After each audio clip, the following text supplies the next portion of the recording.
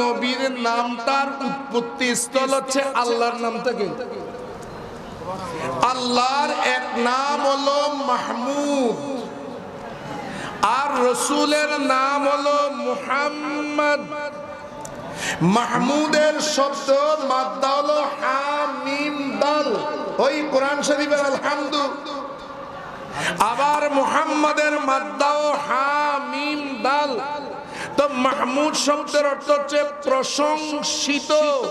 আল্লাহর নাম ফাজুল আরশে মাহমুদুন, জুল আরশ, আরশের যিনি অধিপতি তার নাম হচ্ছে মাহমুদ, প্রশংসিত।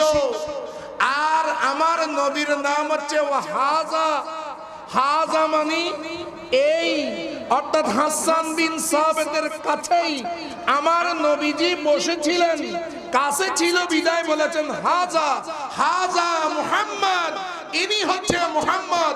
মাহমুদ অর্থ প্রশংসিত, আর মুহাম্মদ অর্থ হচ্ছে অতি অতি প্রশংসিত। বলুন না সুবহানাল্লাহ।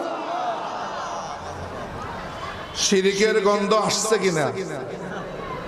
আল্লাহর নামে বললাম মাহমুদ প্রশংসিত, নবীর নামে বলা হলো মুহাম্মদ অতি প্রশংসিত। সুন্নিরা নবীর তারিফ করতে করতে করতে করতে নবীকে নাকি খোদার উপরে নিয়ে যায়। আমাদের ভাইয়েরা বলে কিনা? একটু জোরে বলেন না। আরে ভাই, আল্লাহ আল্লাহ আল্লাহর জাল্লা জালাল উপরে, মহান উপরে। আল্লাহ হচ্ছে খালেক, আর আমার নবী হচ্ছে মখলুক। আল্লাহ হচ্ছে মসজুদ, আমার নবী হচ্ছে সাজেদ। সেই দিকে খেয়াল রাখবেন, মনে রাখবেন। এখন প্রশ্ন হলো, আল্লাহ হচ্ছে প্রশংসিত, নবী হচ্ছেন অতি প্রশংসিত, ব্যাপারটা কি বলেন তো? আমরা সবাই মিলে জিকির করি কার? বলেন, আমরা সবাই মিলে জিকির করি কার? এখন আমরা কি কামেল না নাকেস? আমরা কি পরিপূর্ণ না অপরিপূর্ণ? আর বলেন না, আমরা পরিপূর্ণ না অপরিপূর্ণ? আমরা সবাই অপরিপূর্ণ মিলে তারিফ করি কার? একটু জোরে বলেন কার? আমরা তারিফ করি আল্লাহর। তা আমাদের প্রশংসাটা কি অতি প্রশংসিত হবে নাকি আর মহান আল্লাহর কাছে যাই? আয় আল্লাহ তুমি বলো, ও আল্লাহ তুমি বলো, তুমি কার তারিফ করো? খোদার খোদাই তারিফ করে তোমার। তুমি আল্লাহ নাউজুবিল্লাহ, তুমি তো নাকেস নয়। আল্লাহ তুমি তো কামেল, তুমি তো মুকাম্মেল। আল্লাহ তোমার দাম, তারিফের দাম বেশি না বন্দার তারিফের দাম বেশি? আল্লাহ তোমার তারিফ হচ্ছে সবচাইতে বড় দামি, সবচাইতে দাম বেশি হচ্ছে তোমার তারিফ। ও আল্লাহ তোমার কাছে জিজ্ঞেস করি, আল্লাহ তুমি কার তারিফ করো? তা আল্লাহ বলেন খোদার খোদাই তারিফ করে আমার, আর আমি তারিফ করি মুস্তাফার। বলুন না সুবহানাল্লাহ।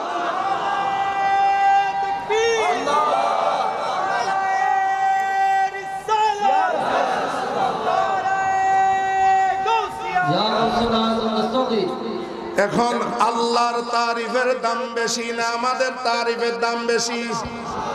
আল্লাহ তারিফ করেন কার?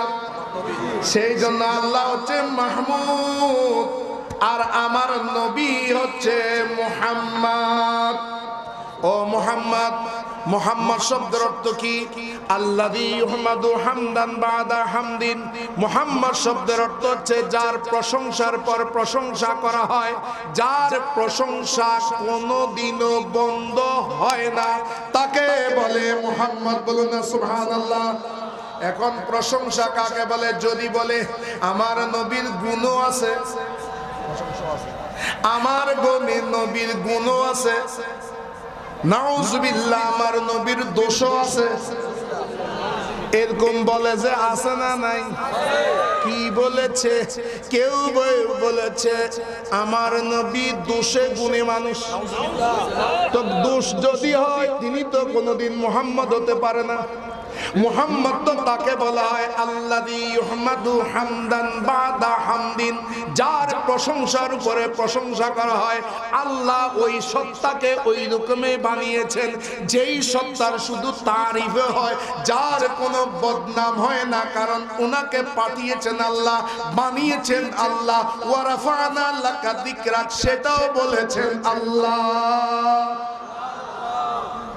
বানিয়েছেন কে? পাঠিয়েছেন কে? তা আমাদের দেশে কেউ যদি যত বড় স্কলার হোক, কেউ যদি আমার নবীকে দোষী বলে, ঈমান আসেনি?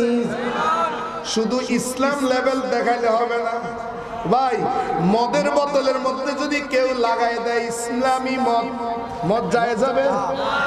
তো জোরে বলেন। মদের বোতল, বোতল হলো কিসের? লেখলো কি? আমাদের সৌদি আরবের মধ্যে হালাল হোটেল আছে না নাই? তা হালাল বললে কি হালাল হয়ে যায়? হ্যাঁ, আমাদের সৌদি আরবের মধ্যে হালাল দেশ দিয়েছি কিনা? স্ক্রিনের মধ্যে খানায়ে কাবার দৃশ্য ভেসে উঠেছে, আর ভারতবর্ষের নর্তকী নিয়ে গোটা বিশ্বের বড় বড় বেশ্যা নর্তকী নিয়ে নাচিয়েছে, আর স্টেজের মধ্যে স্ক্রিনের মধ্যে খানায়ে কাবার দৃশ্য দিয়েছে। সেটাতে কি হালাল হয়ে গেছে?